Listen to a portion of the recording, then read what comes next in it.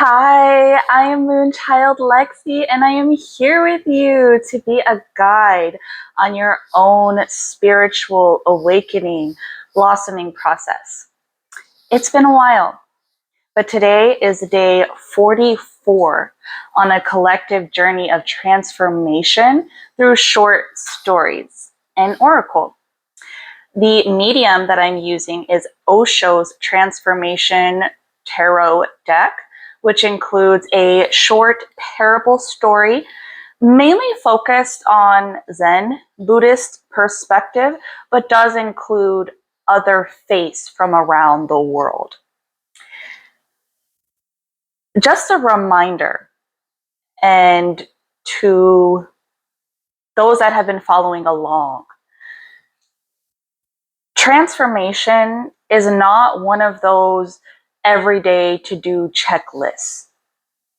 To really allow the process to root within you, there are times, especially if that other thought, the other perspective is different from what you are used to.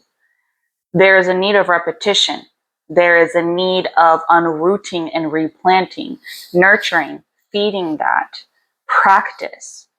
And I'm doing this along with you all. So between this last message, which was the ultimate happy accident, I found myself in that situation, like a pressure cooker, waiting and allowing for that moment for me also to elevate, to reach a level of consciousness that I had not yet. And I did. Yay! Yay! And congrats to you too, because if you're here right now with me in this moment, and this video found you, it's no coincidence. Let me share a piece of further wisdom I've gained. Know too, yes, transformation is for us all. But still, sit with yourself. If you come across this message or any of these messages, or just anything in the sea of knowledge and wisdom out there, test it. Is this for me? Most High Creator, is the content and the mana I've been fed from all different sources today for me? Is that person a messenger of you for me? So when you start to engage in this dialogue, you get very clear on what is for you and what is not, because that piece of intuition, discernment, strengthening is so critical. It is so critical now in these times. So I just wanted to share that. So sit with yourself. If you're still listening, welcome. Let's jump right back into transformation here. And I'd like to start by taking a deep breath with myself, and join me please for 2 more.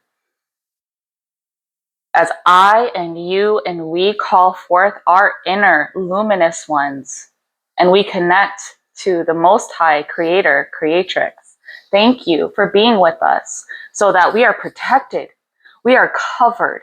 Like that caterpillar to that butterfly, we are safe in the cocoon of your arms, Creator.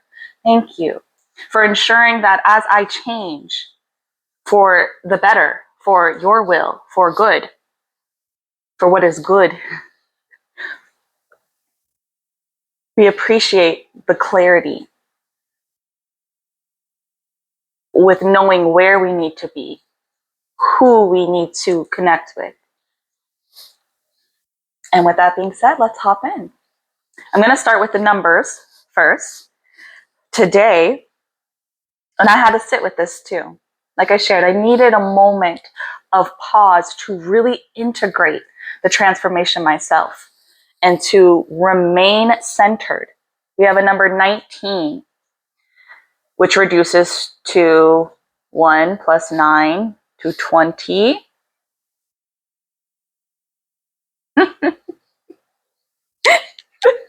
It's okay with my slip up there. Doing math in the brain did not work right here. 9 plus 1 is 10, which reduces to a 1. Breaking down the numerology of all these numbers, 19 in general, in the tarot, is the sun, the prince of the heavens, the light shining through, joy. It's 9 carries that completion energy, 1, the new beginning. So there's so much light coming through as the sun is radiating on our focus to stay centered, stay grounded, stay focused. And when this reduces to a 10, that's also the culmination, right? All of what you have done up to this point and continuing to do has now ripened. It's here. It is here. And now there's a consistency to be able to take all the lessons that you've learned and to sit with it and stay with it. Remain grounded and rooted in it. And in this image here, we show someone in the foreground in red, right? Red rooted, they're rooted to their earth and their reality. And right in the foreground, there is a woman with greens and yellow. See, we're moving up the chakra system a little bit here. There's a lot of dynamic heart and power that she's moving through her body. And then just a whole sea of people in the background. But this individual in the front is not looking to their left, nor their right. They're staying focused straight ahead. Prior to this video, because as I was in my cocoon of transformation, from a Christian perspective, there are many Bible verses that share to not look to your left nor your right, but stay straight ahead on that narrow path. Don't look left, don't look right. And Holy Spirit has spoken this to me many a times, and I had to practice it. I'm still in the active practice, because I am someone, and those that may have certain maybe health, mental health disorders, for example, may have a struggle with staying focused. For example, I'm very ambitious, right? I'm an ambitious individual, but I can at times have like squirrel brain, squirrel, and jump from many tasks rather than being able to finish one fully. So individually, this was my practice. So I can sit here and remain focused with you all and commit to these full transformation days that I shared we will complete together in our time. That's right. We shall make it. So I looked up prior to this all the Bible verses that shared not looking to the left or the right. And there are many. Perhaps, maybe in the comments, I'll share them here, or explore it yourself. And if, like, Christianity, for example, is not a system of belief or religion that you associate with, I encourage you, are there other guidance out there that also express staying on the middle path? Even Buddhism talks of this, following the middle way, not to go left or right. Because why? Personally, I did. As I am ambitious, what has helped me now practice remaining centered is my ability to simplify. Yes, you're ambitious. Yes, you have so many things you want to do and be. But keeping it super simple, kiss it. Keep, Kiss, keep it super simple. So that way, when you finish a task loop, yay, there's so much celebration, and it can be so simple. So in my pause and reflect, I really allowed a lot to drop that wasn't needed, not necessary, so that I can remain focused, because caring too much led me to the left, which led me in a loop of nothing. And it took longer to come back right here with you now.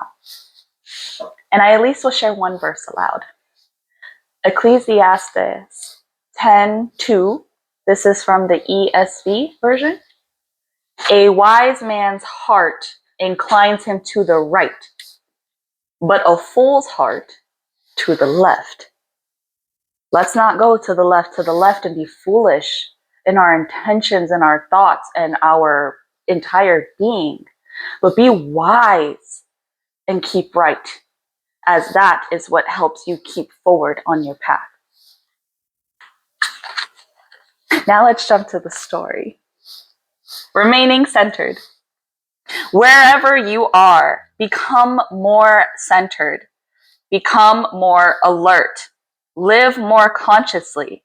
There is nowhere else to go. Everything that has to happen within you, and it is in your hands. You are not a puppet, and your strings are not in anybody else's hands. You are an absolute free individual. If you decide to remain in illusions, you can remain so for many, many lives. If you decide to get out, a single moment's decision is enough. You can be out of all illusions this very moment. Buddha was staying in Vishali, where Amrapali lived. Amrapali was a prostitute. In Buddha's time in India, it was a convention that the most beautiful woman of any city will not be allowed to get married to any one person, because that will create unnecessary jealousy, conflict, fighting. So the most beautiful woman had to become the Nagarvadhu, the wife of the whole town, the monk and the prostitute. It was not a disreputable at all. On the contrary, they were very much respected. They were not ordinary prostitutes. They only were visited by the very rich, the kings or the princes, generals, the highest strata of society. Amrapali was very beautiful. One day, she was standing on her terrace and she saw a young Buddhist monk. She had never fallen in love with anybody, but she fell suddenly in love, a young man.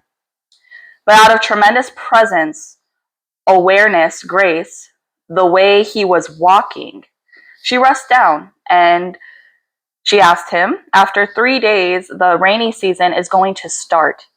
Buddhist monks don't move for 4 months when there is a rainy season. Anrapali said, I invite you to stay in my house for those 4 months. The young monk said, I will ask my master. If he allows me, I will come. The young monk spoke, and he came and touched the feet of Buddha and told the whole story. She has asked me to stay for 4 months in her house, and I have told her I will ask my master, so here I am, whatever you say. Buddha looked into his eyes and said, you can stay. It was a shock. 10,000 monks. There was great silence, but great anger, great jealousy. After the young man left to stay with Amrapali, the monks every day started bringing gossips. The whole city is agog. There is only one talk, that a Buddhist monk is staying with Amrapali. And Buddha said, you should keep silent. I trust my monk. I have looked into his eyes. There is no desire. If I said no, he would not have felt anything. I said yes, and he simply went. And I trust in his awareness, in his meditation. Why are you getting so agitated and worried? After 4 months, the young man came, touched Buddha's feet, and following him was Amrapali, dressed as a Buddhist nun. She touched Buddha's feet and she said, I tried my best to seduce your monk, but he seduced me. He convinced me by his presence and awareness that the real life is at your feet. And Buddha said to the assembly, now, are you satisfied or not? If meditation is deep, if awareness is clear, nothing, no thing can disturb it. And Amrapali became one of the enlightened women among Buddha's disciples. Stay focused, ever locked in and engaged. It's tempting to look to the left, to party, but what's right in front of you,